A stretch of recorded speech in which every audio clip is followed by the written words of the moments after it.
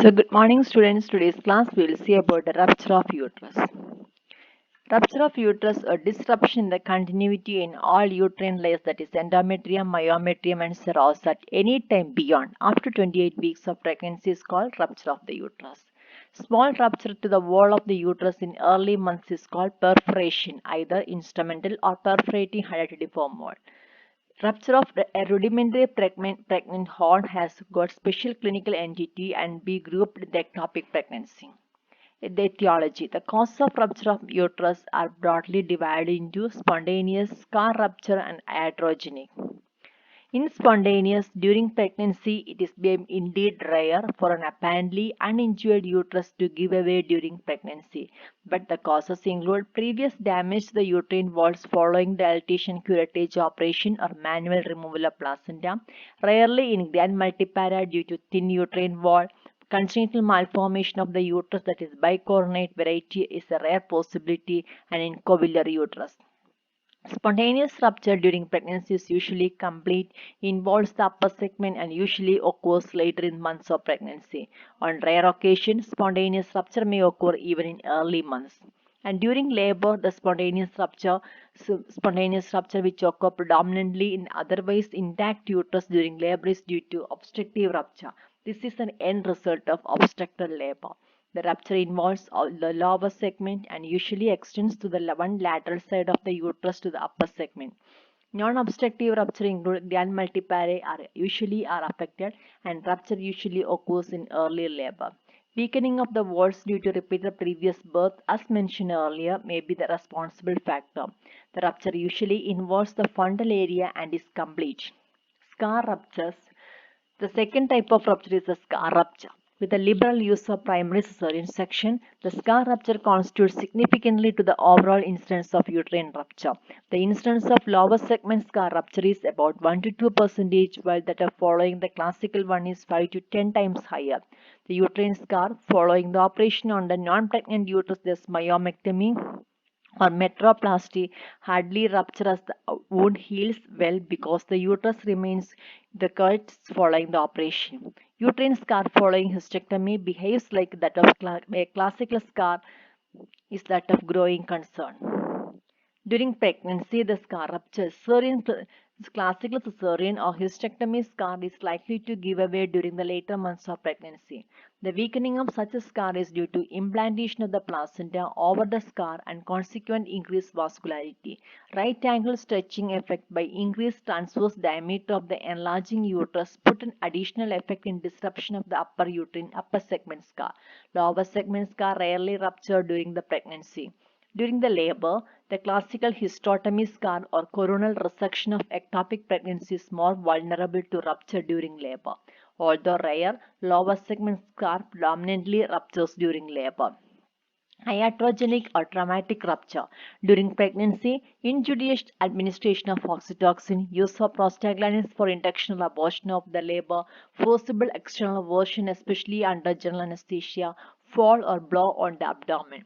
And during labor, internal podalic version, especially following obstetrical labor, destructive operations, manual removal of placenta, application of forceps or breech extraction to incompletely dilated cervix, injudicious administration of oxytocin or for augmentation of the labor. So these are the scheme of showing the scheme etiology of rupture of uterus during pregnancy, during labor. During pregnancy, it may be spontaneous, iatrogenic. During labor also, it can be spontaneous, iatrogenic.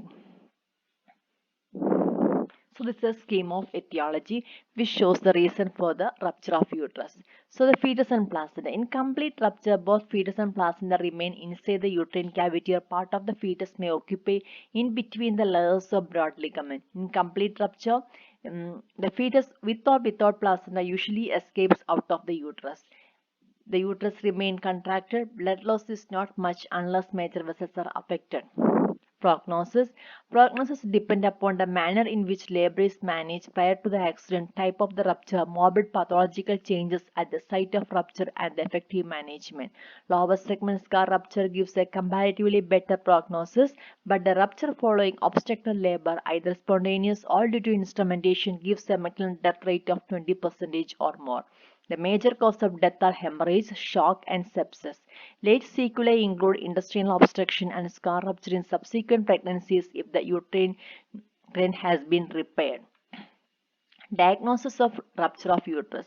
It is indeed difficult to categorize a universal clinical feature applicable to all varieties of uterine rupture. However, the salient diagnostic features of different varieties are described, but it should be remembered that one should be conscious of entity for the early diagnosis. During pregnancies, the scar rupture, spontaneous, it may be iatrogenic. And scar rupture, the classical hysterotomy, the patient complains of dull abdominal pain over the scar area with a silent vaginal bleeding. There is a very varying degree of tenderness on uterine palpation. FHS may be irregular or absent. The features may not be always dramatic in nature, that is silent phase.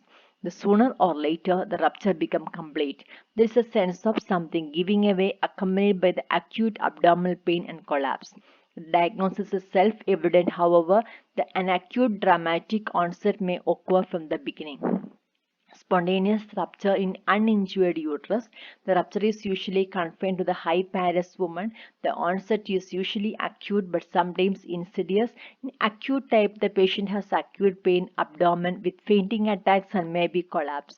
The diagnosis is established by presence of features of shock, acute tenderness on abdominal examination, palpation of superficial fetal parts if the rupture is complete in absence of fetal heart rate. However, with insidious onset, the diagnosis is often confused with concealed or accidental hemorrhage or rectus sheath hematoma.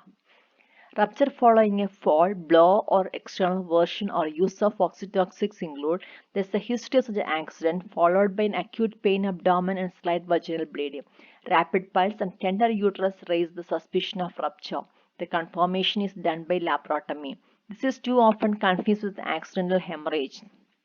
During labor, again it may be scar rupture, spontaneous obstructive, spontaneous non-obstructive, and iatrogenic. If it is a scar rupture, classical hysterectomy scar rupture, which is the same as that occurred during pregnancy. Onset is usually acute lower segment scar rupture. The onset is insidious. There is no classical feature of lower segment scar rupture. The confirmation is by laparotomy. The features of scar rupture are not as dramatic as following obstetrical labor and hence called silent rupture. Spontaneous obstructive rupture. This type of spontaneous rupture has got a distinct premonitory phase prior to the rupture. Premonitory phase, the patient usually a multipara who is in labor with features of obstruction. Initially, the pains become severe in attempt to overcome the obstruction and come quick intervals. Gradually, the pains become continuous and mainly confined to the suprapubic region.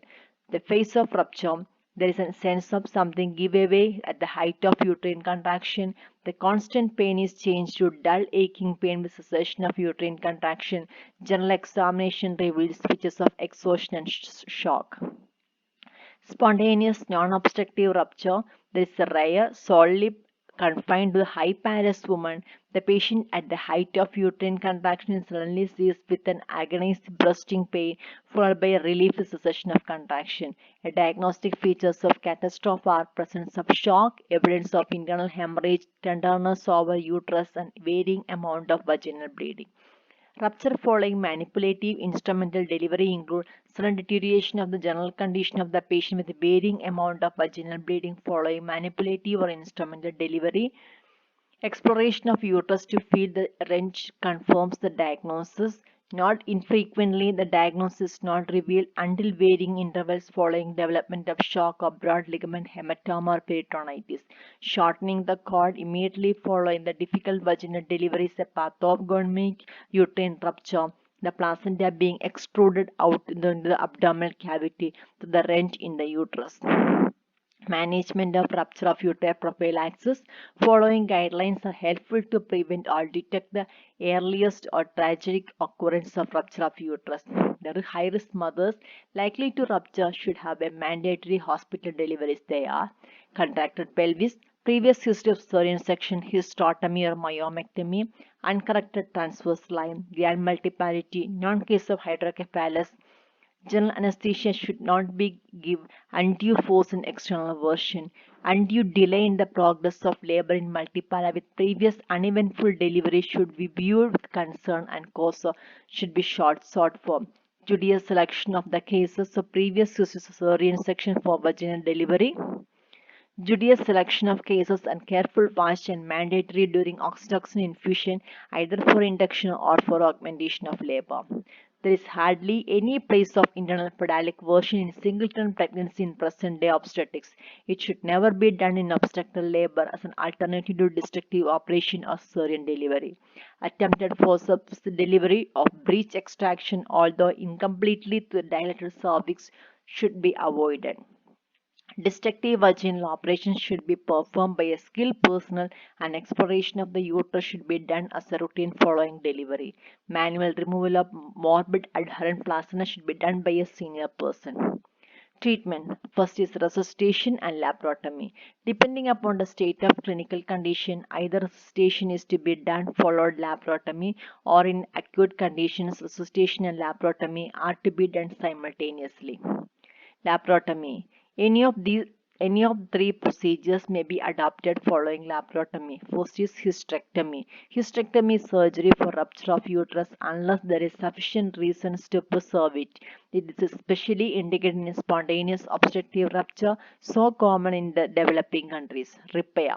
This is most applicable to a scar rupture where the margins are clean. Repair is done by excision of fibrous tissue at the margins. One may have to repair spontaneous obstructive rupture in odd circumstances like the desirous of having a child is possible.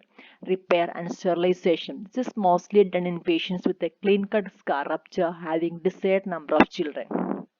Complications. Maternal complications include bladder and urethral injury, hysterectomy, concurrent or complete partial abruptio placenta hemorrhage, hypovolemic shock, anemia with possibility of transfusion, bowel laceration with possibility of peritonitis, infection, death of the mother. Fetal complications include hypoxia leading to painful asphyxia, hypoxic ischemic encephalopathy, neonatal brain injury. The nursing assessment for the rupture of uterus include continuously evaluate maternal vital signs, not an increase in the rate and depth of respiration, an increase in the pulse or drop in BP indicating the status is changed. The observe for signs and symptoms of impending rupture periodically during the labor progression, particularly with the patient experience a vaginal birth after cesarean delivery or history of uterine surgery. Assess fetal status by continuous monitoring, speak with family and evaluate the understanding of situation. Thank you. Thank you for listening.